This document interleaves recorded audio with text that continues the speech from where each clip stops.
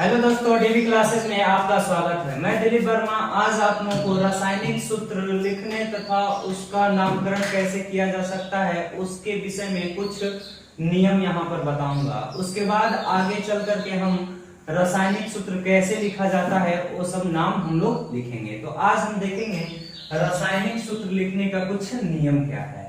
तो पहला बात हम अगर बात करते हैं रासायनिक सूत्र लिखने का नियम में, तो हम बोल सकते हैं यहाँ से स्टार्ट करते हैं। पहला नियम, अगर हम मान लेते हैं यहाँ पर कोई तत्व है x, यहाँ पर कोई तत्व है x और इस तत्व के सामने अगर कोई संख्या है, 2 भी हो, 3 भी हो, 4 भी हो, कुछ भी हो, अगर कोई संख्या हो तो हम अगर इसका उत्पाद के रूप में लिखना चाहते हैं, यह मान लेते हैं कि यह अभिकारक है और इसको हम उत्पाद के साइड में लिखना चाहते हैं। तो इस तत्व को हम कैसे लिखेंगे? तो इसको हम इस प्रकार लिखेंगे कि x लिख देंगे और ये जो 2 है, 2 इसका जो गुणांक है, x का जो 2 गुणांक है, इस 2 को इस x के आधे के रूप में लिख दिया जाता है, मतलब इस तरह से x2 के रूप में लिख दिया जाता है। तो यह इस मेरा रासायनिक सूत्र लिखने का ये पहला रूल हुआ। दूसरा रूल हो गया कि मान लेते हैं कि अगर 2 तत्व है, x है और y है, x और y है और इस x का गुणांक 2 है, इस x का गुणांक 2 है। अगर हम इसका अगर कोई भी उत्पाद लिखना चाहते हैं तो उत्पाद कैसे लिखेंगे? वही रूल रहेगा कि जो इस तत्व का गुणांक रहेगा, इस तत्व का जो भी गुणांक रहेगा उसके आधे के रूप में लिख देंगे, या बोल सकते हैं कि ये जो x है इसका यह पैर पकड़ करके 2 लटक जाएगा, इस तरह से लिख देंगे। और तीसरा रूल हम देख लेते हैं, मान लेते हैं कि यहाँ पर x है और यहाँ पर y है, इस y के सामने मान लेते हैं कि यहाँ पर 3 हो, y के सामने 3 हो। तो अगर हम इसका उत्पाद लिखना चाहते हैं तो इसका उत्पाद लिखेंगे कैसे?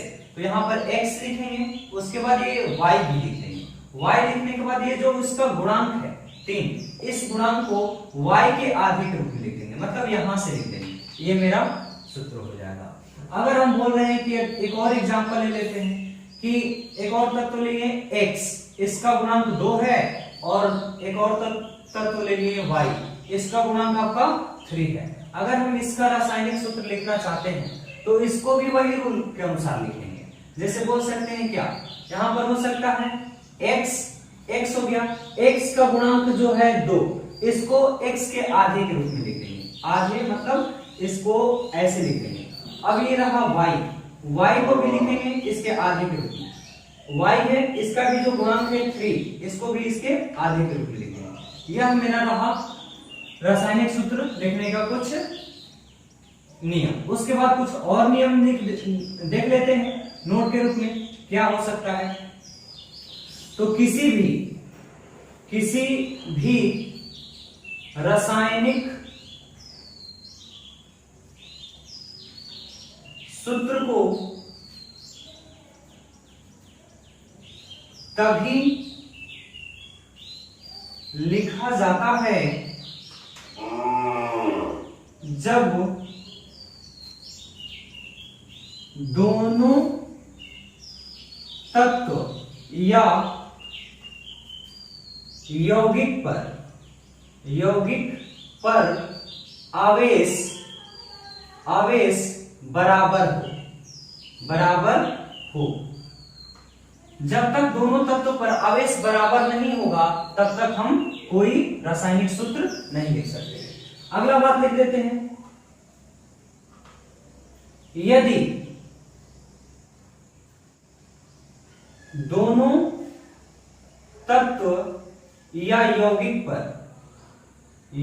पर आवेश बराबर न हो तो उचित संख्या से गुणा करके आवेश को बराबर करके रासायनिक सूत्र लिखा जाता है। ये रहा। अगर हम इस पर एग्जांपल आपको देना चाहें तो इसका पहला एग्जांपल ले लेते हैं हम। x कोई तत्व है जिस पर एक प्लस चार्ज है, y एक तत्व है जिस पर एक माइनस चार्ज है। जब x पर एक प्लस है, y पर एक माइनस है, दोनों पर आवेश क्या है? बराबर है। जब दोनों पर आवेश बराबर है तब हम रासायनिक सूत्र आसानी से लिख सकते हैं। अब इसका रासायनिक सूत्र कैसे लिखेंगे भाई? तो यहाँ पर एक प्लस है, एक माइनस है, तो सिंपल सी भाषा बोलेंगे कि ये x और y को यहाँ पर हम चिपका देंगे, तो यहाँ पर हो जाएगा x और y। अगर इस बात को हम अगर आपको एग्जाम्पल के माध्यम से दिखाएं तो बोल सकते हैं, मान लेते हैं यह एक लकड़ी लिए हैं, अगर इस लकड़ी को हम बीच से तोड़ देते हैं तो आपको दिखेगा कि कहीं पर गड्ढा हो गया है और कहीं पर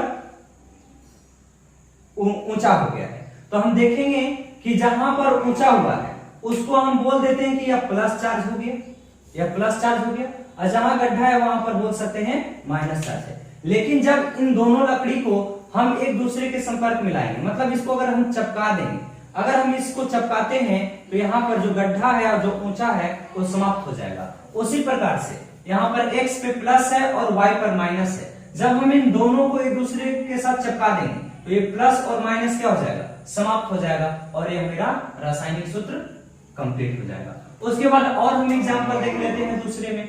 मान लेते हैं यह x है, इस x पर एक प्लस चार्ज है और यह एक तत्व y है, इस y पर दो माइनस चार्ज है, दो माइनस चार्ज है। तो हम अगर इसका रासायनिक सूत्र लिखना चाहते हैं तो कैसे लिखेंगे? तो हम आगे आपको नोट में लिखना है, किसी भी रासायनिक सूत्र को तभी लिखा जा सकता है जब दोनों तत्व या यौगिक पर आवेश बराबर हो। तो हम यहाँ देख रहे हैं कि यहाँ पर दो माइनस है, यहाँ पर एक प्लस है, तो यहाँ पर आवेश बराबर नहीं है। आवेश को बराबर करने के लिए क्या करेंगे? तो हम अगले नोट में लिखवाए हैं, यदि दोनों तत्व या यौगिक पर आवेश बराबर न हो तो उचित संख्या से गुणा करके आवेश बराबर करके रासायनिक सूत्र लिखा जाता है। तो यहाँ पर आवेश को बराबर करने के लिए हमें यहाँ पर 2 से गुणा करना होगा।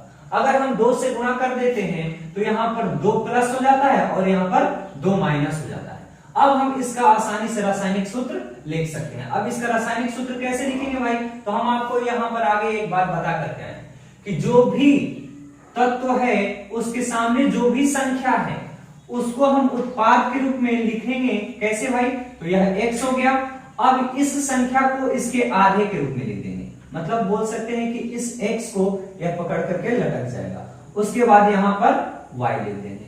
अब आप बोलिएगा कि यहाँ पर प्लस और ये जो प्लस है और ये जो माइनस है ये कहाँ गया भाई? तो हम अभी आपको एक लकड़ी के माध्यम से एग्जांपल दिए थे कि अगर यह लकड़ी को हम मान लेते हैं बीच से तोड़ेंगे तो एक पर गड्ढा हो जाएगा, एक पर ऊंचा हो जाएगा। लेकिन अगर हम इसको एक दूसरे को संपर्क में ला दें तो यह गड्ढा और जो ऊंचाई है यह भर जाएगा। उसी प्रकार से है कि यहाँ पर प्लस चार्ज है, यहाँ पर माइनस चार्ज है। जब इन दोनों को एक दूसरे के संपर्क में लाएंगे तो यह प्लस आवेश और माइनस आवेश समाप्त हो जाएगा। अब हम देख लेते हैं तीसरा इसका नियम। तीसरा मतलब एग्जाम्पल क्या हो सकता है? मान लेते हैं एक तत्व ऐसा है जिस पर 2 प्लस चार्ज है, एक तत्व ऐसा है जिस पर 3 माइनस चार्ज है, 3 माइनस चार्ज है। तो हम आपको नोट पहले में लिखवाए हैं कि किसी भी रासायनिक सूत्र को तभी लिखा जा सकता है जब दोनों तत्व या यौगिक पर आवेश क्या हो? बराबर हो। लेकिन यहाँ देख रहे हैं कि एक पर 3 माइनस है और एक पर 2 माइनस है, इसलिए पहले हम यहाँ पर उचित संख्या से गुणा करके इस आवेश को बराबर करेंगे। उचित संख्या से गुणा करने के लिए क्या कर देंगे भाई? तो यहाँ पर क्रॉस मल्टीप्लाई कर देंगे। क्रॉस मल्टीप्लाई कर देंगे तो यहाँ पर जो 3 है वह यहाँ आ जाएगा, तो यहाँ पर 3 दूना के 6 प्लस हो जाएगा, और यहाँ पर जो 2 है वह यहाँ आ जाएगा, 2 आ जाएगा, तो यहाँ पर 2 3 6 माइनस हो जाएगा। जब दोनों का आवेश बराबर हो गया तो हम रासायनिक सूत्र लिखेंगे। रासायनिक सूत्र कैसे लिखेंगे भाई? तो यह रहा x।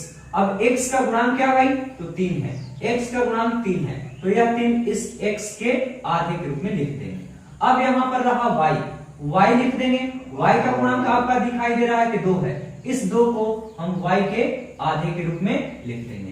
इस प्रकार से अगर ये बातें आप लोगों के दिमाग में रहे तो किसी भी रासायनिक सूत्र को हम आसानी से लिख सकते हैं। तो अगर ये मेरा वीडियो आपको अच्छा लगे तो इसको लाइक, शेयर और सब्सक्राइब जरूर करिएगा। इसके आगे वाले वीडियो में हम लोग कैसे रासायनिक सूत्र लिखा जाता है, अनगिनत रासायनिक सूत्र हम लोग देखेंगे। थैंक्स।